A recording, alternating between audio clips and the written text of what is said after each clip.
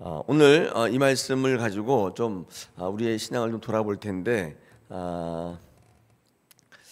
그렇습니다. 우리 주님과 제자들은요, 이 복음 사역을 이제 계속 이어가면서 그 예수의 적대자들로부터 적지 않은 위협과 도전 속에 있었습니다. 복음을 전파하는데 계속 죽인다고 위협하고 그런 이제 일들이 있지 않습니까? 그래서 급기야는 이제 누가복음 11장에 보니까 예수님께서 그 적대자들 바리새인과 서기관들에 대해서 이제 저주하시는 급기야 그런 이제 말씀까지 등장합니다. 화 있을진저 이렇게 얘기하면서 저주를 이제 선포하시죠. 또한 연이은 예수님의 고난과 죽음의 예고는 이 제자들을 더욱더 불안케 하고 근심케 만드는 것이었습니다. 따라서 예수님을 쫓는 일, 예수님을 믿는 일에 대한 두려움과 근심이 계속 쌓여가고 있는 입장이었습니다. 이거 해야 되나? 그런 생각들이 이제 계속 있었겠죠. 예수를 믿고 또 예수님과 사역할 때 뭔가 보상이 많이 생기고 내 생각대로 되고 내 기도대로 다 이루어지고 하면 이런 생각이 없는데 계속적으로 적대자들이 늘어가고 위협과 도전이 심각해지고 있고 고난과 죽음에 대한 예수님의 예고는 더욱 불안케 만드는 거예요. 이런 일들은 이제 우리의 삶 속에서도 계속 일어나고 있습니다. 예수 믿어보니까 믿을만 하세요? 이 일이 우리에게 얼마나 많은 이제 도움이 되고 있는가? 예수 믿는 일을 현실적 유익이랑 자꾸 연결을 시키시면 아마도 이 제자와 같은 이 불안과 근심이 우리 신앙 가운데 끊이지 않을 겁니다. 그래서 우리는 상황을 자꾸 보면 안 되고 예수 그리스도를 봐야 되는 건데 우리에게 현실적 입장은 예수님보다는 상황과 이 형편들이 더 와닿잖아요. 그리고 신앙은요, 이거를 돌려놓는 거예요. 그게 신앙이지. 계속 상황이 그런데 어쩝니까?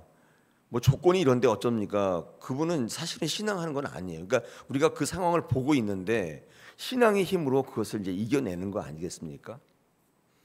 사역을 하든 예배를 하든 기도를 하든요, 한참 가다 보면 딱 만나는 정점이 있습니다. 그게 뭐냐면 한계예요. 한계. 거기에 딱 만나요. 더 이상 가지 못하게 만드는 그런 게 있어요. 예배를 해도 어느 순간 딱 가면 이제 한계를 경험해요. 더 이상 이제 예배 못하겠다. 기도도 한참 하다 보면 더 이상 이걸 해야 되나? 이제 한계 상황에 부딪히고 열심히 헌신 봉사하다 보면 더 이상 힘들어 못하겠다. 이제 한계에 딱 부딪히는데 모든 종교 행위가 그 한계점에 딱 도달하는데 그게 정점이에요.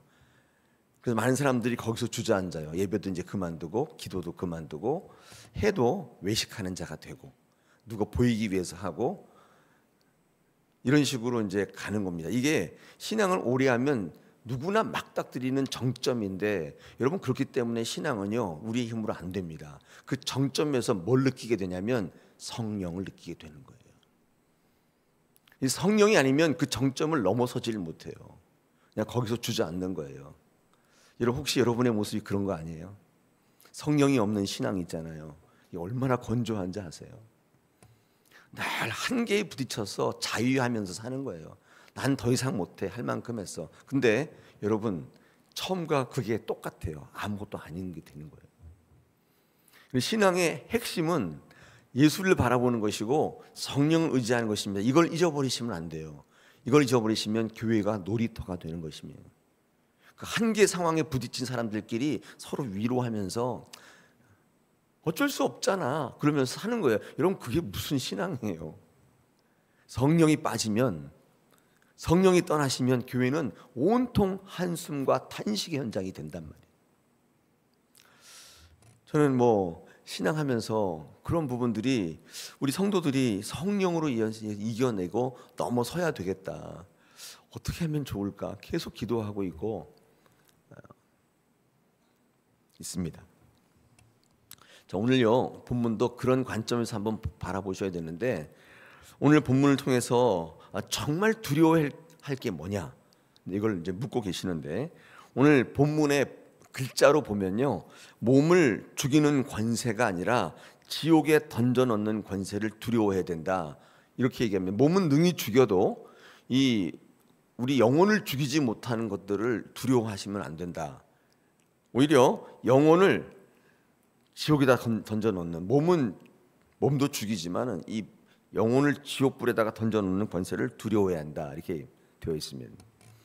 여러분, 지옥이란 말이 등장하고 있는데, 지옥이란 말이 이 헬라어에서는 지금 오늘 본문에는 게엔난 이렇게 되어 있는데, 이게 게힌놈이라는 단어에서 파생된 단어인데, 여러분, 게힌놈이라고 하는 단어는 뭐냐면 예루살렘 남서쪽에 위치한 골짜기를 의미하는 지명이에요. 게힌놈. 여기서 게엔난이 나온 거예요. 파생돼서 나온 건데, 이게 무슨 말이냐면 옛날 구약 시대에는요, 이 몰록 신에게 제사를 지내던 인신 제사를 했거든요. 어린아이를 특히 불태워서 드렸습니다. 레위기 18장 21절, 예레미야 7장 32절에 등장하고 있는데, 거기서 그 아이를 태워서 인신 제사를 지냈어요. 그 게힌놈이라는 그 골짜기 지명에서. 여러분, 이후에 신약 시대에는요, 그곳은 어떻게 쓰였냐면 요시야 때 인신 제사가 이제 금지됐기 때문에 더 이상 그 짓은 하지 않았는데, 이 신약 시대에 들어와서 예루살렘에 쓰레기를 소각할 때 거기를 썼어요. 그러니까 쓰레기를 소각하니까 계속 불타고 있었겠죠. 뿐만 아니라 기록에 보니까 사형당한 죄인들의 시체를 소각하는 장소가 바로 게힌놈이었어요. 거기는 계속 불타오르고 있는 거예요.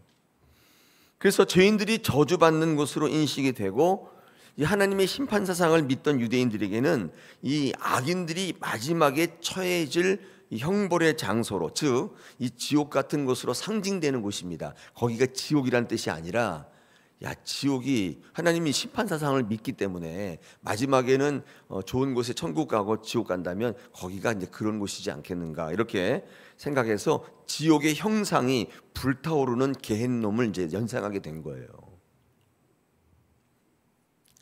그런데 여러분, 오늘 본문은 그걸 얘기하려고 하는 게 아니라, 오늘 꼭 놓쳐서는 안 되는 게 하나 있습니다. 오늘 주제는요, 이 본문의 주제는 지옥이 아니라 하나님이에요. 사람들이 자꾸 지옥에 관심을 갖는데, 우리가 진짜 관심을 가져야 될 것은 지옥이 아니라 하나님이시다. 오늘 본문이 하시고자 하는 건 뭐냐면, 이 지옥의 무서움이 아니라 하나님의 권세에, 여기에 초점이 맞춰져 있어야 돼요. 여러분, 지옥은 이 하나님의 권세가 얼마나 대단한지를 부각시키기 위해서 끌고 온 비교일 뿐이에요. 이게 무슨 말이냐, 제가 조금 더 심화시켜서 말씀을 좀 전해보겠습니다. 하나님과 함께 있으면 설사 이 게힌놈보다 더한 지옥이 있다 하더라도 걱정 없다는 뜻이에요. 이거를 지금 부각하고 있는 거예요. 그래서 사람들은요, 하나님께 주목하지 않고 그 지옥이 자꾸 지옥이 어떤 거, 이걸 생각한단 말이에요. 지옥을 얘기하려고 하는 게 아니에요. 지옥이 없다고 해도 관계없어요. 있다고 해도 관계없어요. 하나님만 함께하면 문제없다, 그 말이에요. 왜 지옥에 관심을 그렇게 가져요? 그런 거 아니에요, 여러분? 설사 훨씬 더 큰 지옥이 있다 하더라도 하나님이 우리와 함께 하시면 무슨 두려움이 있어요? 아니, 지옥이 있고 없고가 그렇게 두려워요? 없으면 어떻고 있으면 어때요? 중요한 건 뭐냐면 하나님이 나와 함께 하시느냐, 하나님의 그 권세가 나를 붙들고 있느냐, 이게 더 중요한 거예요.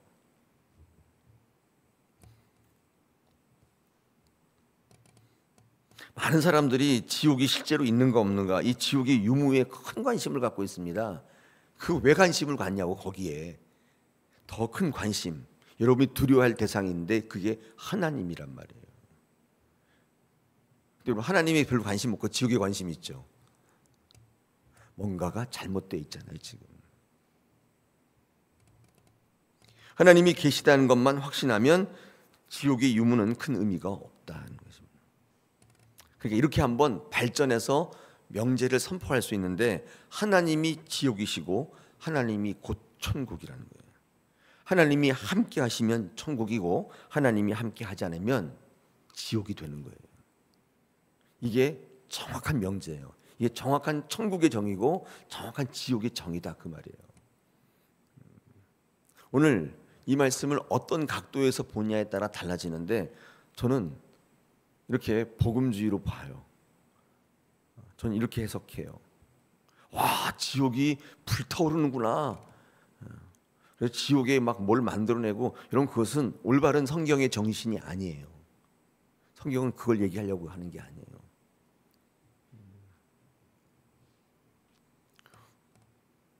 그러므로 불타오르는 지옥을 보시면 안 되고 그것을 결정할 수 있는 권세를 가진 하나님께 집중하셔야 되는 거예요. 이게 신앙의 목표이고 목적입니다. 하나님께서는요, 그래서 우리의 상황을 다 알고 계시고, 우리 7절을 읽지 않았는데 머리털까지 세신 바 되시고 모든 것을 다 알고 계신 그 하나님께서 우리를 지켜보신다. 여러분, 그 하나님과 함께 하시기만 한다면 여러분 두려운 게 없는 거예요. 이것을 전해드리는 것이 신앙입니다. 오늘 작은 것의 두 상징이 나오는데 그게 참새가 나오고 아사리온이라는 말이 나오죠. 이 참새 아시죠? 참새는 원래 이렇게 작은 새를 의미하는 단어이고요. 이 아사리온이라고 하는 것은 로마의 화폐 단위인데 드라크마의 10분의 1 정도니까 우리나라 돈으로 하면 한 100원 정도 이렇게 되는 돈인데요. 그러니까 이게 참새 5마리가 200원에 팔린다는 거 아니에요. 이런 건 참새는 얼마나 하찮은 존재예요. 얼마나 값어치가 없어요. 5마리가 고작 200원에 팔리면 그게 뭐예요? 아무것도 아니잖아요. 하찮은 거잖아요. 그런데 하나님은 그것조차도 잊지 않으신다. 그러니까 하나님의 관심에, 하나님의 레이더에 없는 게 없다 그 말이에요. 참새 5이 200원에 팔리는데 그것도 알고 계시는데 우리는 참새보다 귀하지 않냐. 그러니까 하나님이 여러분을 포착하는데 실수가 없단 말이에요. 여러분의 생각이나 여러분의 마음 근저에 있는 계획이나 누구는 속일 수 있어도 하나님은 못 속여요. 그러니까 외식하는 자 우리 앞에 토요일 날 공부했잖아요. 그 외식하는 모습이 얼마나 어리석냐 그 말이에요. 누구에게 잘 보이려고, 여러분들 이거 꼭 아셔야 되는데 누구에게 잘 보이려고 하지 않는 분은 많은데 이거 있어요. 자기에게 잘 보이려고 하는 사람이 있어요. 이걸 뭐라고 하냐면 자기 만족이거든요. 신앙을 자기의 기준을 가지고 자기 만족을 가지고 하려는 분들이 있는데 그것도 외식이에요. 하나님 바라보지 않고 나는 남 신경 안 써 이런 분이 있잖아요. 근데 자기에게는 굉장히 신경 쓰거든요. 자기 만족, 내 기준을 가지고 해요. 누가 이걸 건드리면 되게 싫어해요. 아니래요. 아니긴 뭐가 아니에요. 딱 보면 아는데. 자기 기준 가지고 신앙하는 분도 외식하는 자라고. 우리는 지금 말씀드렸어요. 지옥이 아무리 무섭다 하더라도 아무리 불타오른 아무 상관없어요. 거기에 던져 넣을 권세를 가지고 있는 하나님만 알고 계시다면, 확신이 있다면 아무 문제 없다는 거예요. 하나님은 여러분의 마음속에 근저에 아무도 모르는 그 계획들을 다 알고 계신다. 그러므로 하나님 앞에 온전히 서는 신앙을 계속 추구하셔야 돼. 쉽지는 않아요.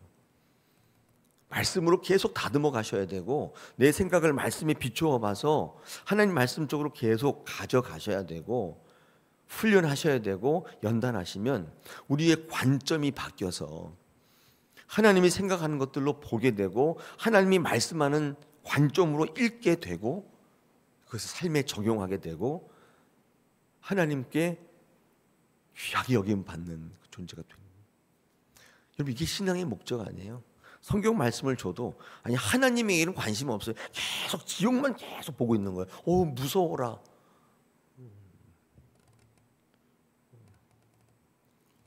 하나님과 함께하면 천국이에요. 성경의 이제 흐름이 다 그래요. 그걸 얘기하고 있어요. 천국 그랬더니 예배 우리 계시록에 보니까 하루 종일 예배하고 찬양한, 그러니까 거기 안 가겠다고 그런 분들 있잖아요. 예배하는 게 이렇게 지겨운데 천국 가서 맨날 찬양하고 예배한다면 난 거기 안 가겠다. 그런 분이 있는데 그러니까 얼마나 관점적이냐, 자기 관점이냐 그 말이에요. 얼마나 자기 관점이냐. 그러나 천국은 하나님과 늘 동행하고 하나님이 늘 은혜 가운데 있고 여기가 천국이다. 그래서 제가 천국은 살아서도 천국일 수가 있잖아요. 신앙생활 잘하면요 사는데도 천국을 이미 경험해요. 그래서 하나님 나라가 이미 너희에게 임하여 있다 말씀하고 있잖아요. 사랑하는 여러분, 오늘 이 말씀을 가지고 오늘 주제는 뭡니다. 이 하나님께 집중하는 신앙생활, 오직 예수, 오직 말씀. 이게 종교 개혁 이후에 말씀으로 돌아가자는 기치거든요. 솔라 스크립투라, 솔라 피데. 이게 다 믿음으로, 말씀으로 그런 뜻이거든요. 다른 것에 계속 이렇게 한눈을 팔다가 종교 개혁을 통해서 이제 말씀으로 집중하기 시작하는 거예요. 예수님께 집중하기 시작하는 거예요. 그게 천국이다 말씀하신 것입니다. 오늘 이 말씀이 여러분 한 주간 살아가실 때 한 번 더 실천해 보십시오. 아, 기독교 신앙이 말씀이 그렇게 중요하구나.